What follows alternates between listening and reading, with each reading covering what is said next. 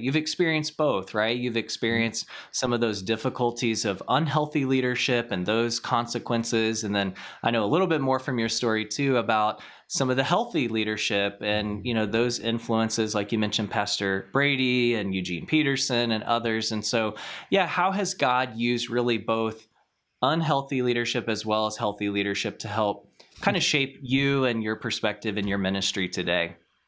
Well, it's interesting, isn't it? Because we'd rather just learn from healthy examples, but I think, the truth is every person is sort of this mixed bag, and it's a little bit like, obviously, Jesus's parable of the wheat and the tares was not about an individual or a person, but I do think there's something to be said there about an individual being a mix of the positive and the difficult and the negatives, and so it's not as if a person is all unhealthy or all healthy. There's kind of things you can learn from each one.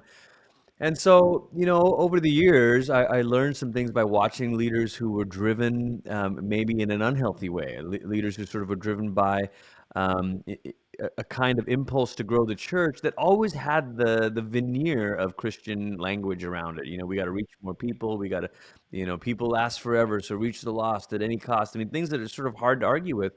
But it led me to kind of to recognize that it's not that the value itself is unchristian, but that part of being a Christian is to find the right sort of values to set in tension with one another.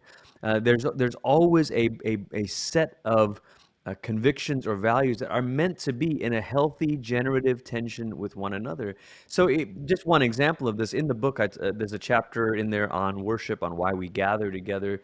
The book is structured around 8 challenges, 4 that face the pastor as an individual, and 4 that the church is facing.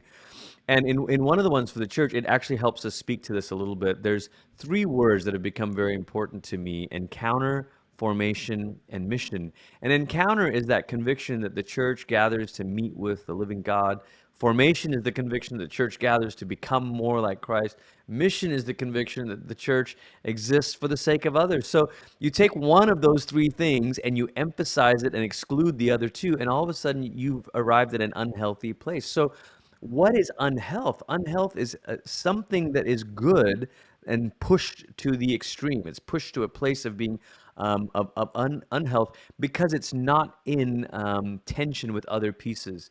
And so maybe we have this kind of misconception that actually a healthy leader is someone who is only pursuing a good thing. But that's not true. You can pursue a good thing in the wrong way, or you can pursue a good thing while ignoring 10 other good things. So you can pursue church growth and ignore the pace that you're living with, or you can pursue an encounter or an experience with God and ignore the need for our rootedness or for a quieter kind of spirituality. So there's thousands of examples there, Michael. But health is not the result of just chasing a good thing. It's about chasing a set of good things in the right relationship to each other. Subscribe to our YouTube channel for more finance, governance, and fundraising news and insights for your church or ministry.